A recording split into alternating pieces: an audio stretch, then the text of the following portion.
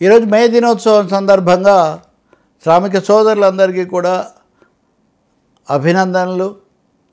దేశవ్యాప్తంగా ప్రపంచవ్యాప్తంగా కూడా కార్మికులు దీక్షా దినంగా మేడే జరుపుకుంటారు. మిగిలినటువంటి వేడుకలకు మే దినోత్సవానికి ఒక తేడా ఉంది. చాలామంది అనుకుంటారు మే దినోత్సవం అంటే కార్మికుల పండుగ, లేకపోతే పండుగ రోజు కాదు. ఇది ఒక పోరాటాల కోసం నడిచినటువంటి రోజు.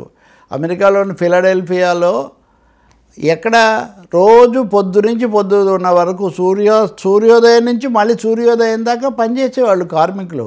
అలాంటి సమయంలో మాకు 8 గంటలు వినోదం, 8 గంటలు పని, 8 గంటలు విశ్రాంతి అనేటటువంటి పద్ధతిలో వాళ్ళు పోరాడి 8 గంటల పని దినాన్ని తెచ్చుకున్నటువంటి పరిస్థితి ప్రపంచం చూసింది. ఏదో పెద్ద 100 ఏళ్ల పాటు జరిగిన పోరాటం. ఇప్పుడు జరుగుతున్నటువంటి వాతావరణంలో అసలు 8 గంటలు కాదు, తప్పకుండా వారానికి 100 గంటలు పనిచేయాలని ఇన్ఫోసిస్ నారాయణమూర్తితో లేకపోతే ఇంకొక మహేంద్ర అయినో ఎవరో చెప్తున్నారు బహిరంగంగా. అలా చెయ్యనందుకు భారీగా తొలగింపులు కూడా జరుగుతున్నాయి. పని గంటలేంటి, కార్మికుల భద్రత కోసం ఈ చట్టాలేంటి, అసలు ఈ లేబర్ కోడ్లు అన్న వాటిని మొత్తం తీసి పక్కన పెట్టాలి. మూడవది, పెట్టుబడులు ఇన్వెస్టర్లను ఆకర్షించడం కోసం ప్రత్యేక జోన్లు, స్పెషల్ ఎకనామిక్ జోన్లు ఏర్పాటు చేసి వాళ్లకు ఈజ్ ఆఫ్ డూయింగ్ బిజినెస్, సులభతర వ్యాపారం, ఈజ్ ఆఫ్ డూయింగ్ బిజినెస్ కలిగించాలి అని ప్రభుత్వాలు చెప్తున్నాయే కానీ ఈజ్ ఆఫ్ వర్కింగ్ కండిషన్స్ గురించి, ఈజ్ ఆఫ్ పేమెంట్ స్ట్రక్చర్స్ గురించి కార్మికులు శ్రామికుల పక్షాన ఎవరు మాట్లాడడం లేదు. అలాగే రైతాంగం సమస్యలు మనం తీసుకున్నప్పటికీ కూడా ఈ పరిస్థితుల్లో మే దినోత్సవాన్ని మనం మరింతగా కార్మికుల హక్కులు కాపాడుకోవడానికి, కార్మికులు ప్రజల యొక్క శ్రేయస్సు కోసం పనిచేయడానికి మనం ఉపయోగించాలి. చాలామంది దీన్ని కూడా ఒక వేడుకగా మార్చడం అలా ఉంచితే ఈరోజు ఆంధ్రప్రదేశ్లో తెలంగాణలో అన్ని చోట్ల రేవంత్ రెడ్డి గారు మాట్లాడారు, చంద్రబాబు నాయుడు, పవన్ కళ్యాణ్ అందరు కూడా మాట్లాడుతున్నారు. కొన్ని కొత్త పథకాలు ప్రారంభిస్తున్నారు. పవన్ కళ్యాణ్ ఉప ముఖ్యమంత్రి, ఆయన సాధారణంగా తన దీంట్లో ఇలాంటి కార్యక్రమాలు జరుపుతుంటారు. కాబట్టి ఈరోజు శ్రామికులను, ఉపాధి హామీ శ్రామికులను ఇంకొంతమందిని పిలిపించి వాళ్ళ అనుభవాలు చెప్పించి ఆయన మాట్లాడుతున్నారు. మంచిదే, మాట్లాడడంలో ఏమీ పొరపాటు లేదు. కానీ మేడే నాడు కూడా మోడీ కార్యక్రమాలుగా మారిపోయి ఈ ఉదాహరణకు ఉపాధి హామీ పథకం ఉంది, వీళ్ళను కూలీలు అనొద్దు శ్రామికులు అనాలని ఆయన చెప్పారు. అది మంచి మాటే. కానీ అసలు ఇది రావడానికి కారణం యూపీఏ ప్రభుత్వం ఉన్నప్పుడు అప్పుడు వామపక్షాలు చాలా ఒత్తిడి తెచ్చి ఉపాధి హామీ కావాలని తెస్తే ఆంధ్రప్రదేశ్ ఉపాధి హామీ పథకంలో చాలా వెనకబడి ఉంది. బకాయిలు చాలా ఎక్కువగా పేరుకుపోయి ఉన్నాయి. వీటన్నిటిని ఎలా రికవర్ చేయాలి? ఈ సభలోనే ఆయన ఈరోజు ఉదాహరణకు ఈ పని గంటలు లేకపోతే పని భద్రత ఇట్లాంటి అంశాలు కాకుండా పర్యావరణం గురించి, మూగజీవాల భద్రత గురించి మాట్లాడారు. అవన్నీ కూడా మంచిదే, కానీ వాటికి ఇది సందర్భం కాదు. ఇప్పుడు తగ్గిపోతున్న ఉద్యోగ భద్రత, అసలు ఉద్యోగ భద్రత అనేది ఒక మిథ్యగా మారుతున్నటువంటి పరిస్థితి.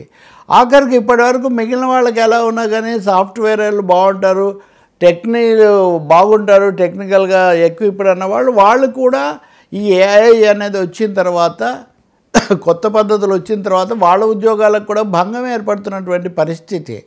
ఎప్పుడు మనం పత్రిక చూసినా కానీ గూగుల్ ఇంతమందిని తొలగించిందని, మెటా నుంచి అంతమందిని ఇంటికి పంపించారని, ఇన్ఫోసిస్తో తగ్గించిందని ఇట్లాంటివి మనకు వినిపిస్తున్నాయి. మహా అయితే కొంచెం డబ్బులు పరిహారం కొంచెం ఇస్తారు, కానీ ఉపాధి కోల్పోతున్న పరిస్థితి. అమెరికాకు పంపిస్తే ఇక్కడ ఉపాధి లేదనే అమెరికా నుంచి ట్రంప్ కూడా వెనక్కు వాళ్ళని పంపించడానికి వెంటాడుతున్న పరిస్థితి. కాబట్టి ఒక భద్రతా లోపం, ఎప్పుడైతే ఉద్యోగ భద్రత లేదో అప్పుడు యాజమాన్యాలు చెప్పినట్టుగా కార్మికులు, ఉద్యోగులు పని చేయాల్సి వస్తుంది ఏదైనా కానీ. అందుకనే వాళ్ళు 100 గంటలు పని చేయండి, లేకపోతే ఇంకా అసలు వారంలో 7 రోజులు పని చేయండి, ఇలాంటివి మాట్లాడుతున్నారు. కాబట్టి ఒక విధంగా మేడే యొక్క మూల స్ఫూర్తికి 8 గంటలు పని అన్నటువంటి ఒక స్ఫూర్తికి భిన్నంగా దాన్ని భగ్నం చేసే విధంగా పరిణామాలన్నీ వస్తున్నప్పుడు వీటి కోసం పోరాడే కార్మికులు, కార్మిక సంఘాలు వాటి హక్కుల మీద దాడి పెరుగుతున్నప్పుడు చాలా భద్రమైన, సురక్షితమైన, సౌఖ్యవంతమైన ఉద్యోగాలుగా భావించబడినవి కూడా, ఐటీ రంగం లాంటిది కూడా, మేధా శ్రామిక రంగంలో కూడా ఉద్యోగ భద్రత, ఉపాధి భద్రత లేకుండా పోతున్నప్పుడు ఈ మేడే చాలా తీవ్రమైన ఒక పెద్ద పిలుపిస్తుంది. కార్మికుల హక్కులకు సంబంధించిన ఈ లేబర్ కోడ్లు, వాటిలో వచ్చినటువంటి మార్పులు నష్టదాయకమైన వాటిని వెనక్కు పంపించాలి. రెండవది, వ్యవసాయ రంగంలో పన్నులు పూర్తిగా తగ్గిపోతున్నాయి. అన్నిటికీ యాంత్రీకరణ వచ్చిన తర్వాత గ్రామీణ వ్యవసాయ కార్మికులకు ఇప్పుడు చాలా చోట్ల ఉపాధి లేదు. ఎందుకు ఉపాధి హామీ కోసం వాళ్ళు చూస్తున్నారంటే వాళ్ళకి వేరే ఉపాధి ఉండడం లేదు కాబట్టి. అలాగే నిర్మాణ రంగం కూడా, నిర్మాణ రంగంలో పనులు జరగట్లేదు, రియల్ ఎస్టేట్ సంక్షోభం ఇట్లాంటివి వచ్చినప్పుడు విశాఖ ఉక్కు లాంటి దాంట్లో నుంచి కూడా కార్మికులను పంపించేస్తున్నారు. కాబట్టి మనం మే దినోత్సవం అనేదాన్ని మేడే స్పిరిట్, మేడే అని పాడుకున్నప్పుడు దాన్ని నిజంగా కాపాడుకోవాలంటే ఈ కార్మికులు, ఉద్యోగులు, పేదలు, అణగారిన వర్గాలు వీళ్ళ యొక్క హక్కుల కోసం నిజంగా పోరాటం జరగాలి. దానికోసం తగిన చర్యలు తీసుకోవాలి, చట్టపరమైన చర్యలు, శాసనాలు కూడా ఆ విధంగా రూపొందించాలి. అంతేకాని ఈ ప్రభుత్వం అంటేనో, ఈ ముఖ్యమంత్రి అంటేనో వీళ్ళని బట్టి జరుగుతుంది, లేదా వీళ్ళే గొప్ప. ఇప్పుడు ఉదాహరణగా ఆయన చెప్తున్నారు, చంద్రబాబు నాయుడు గారు దేశంలో మొదటిసారి జీతాలు పెంచారని. పెంచినందుకు సంతోషమే, కానీ దానివల్ల ఈ సమస్యలన్నీ ఏం పరిష్కారం కావే.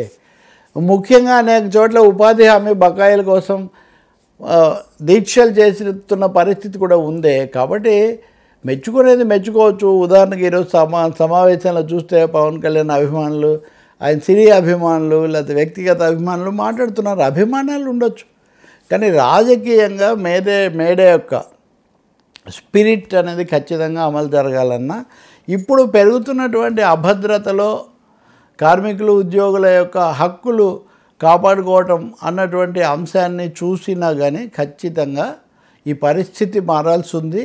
ఆ హెచ్చరిక, ఆ పిలుపు కూడా ఉప ముఖ్యమంత్రి నుంచి వస్తే చాలా బాగుంటుంది.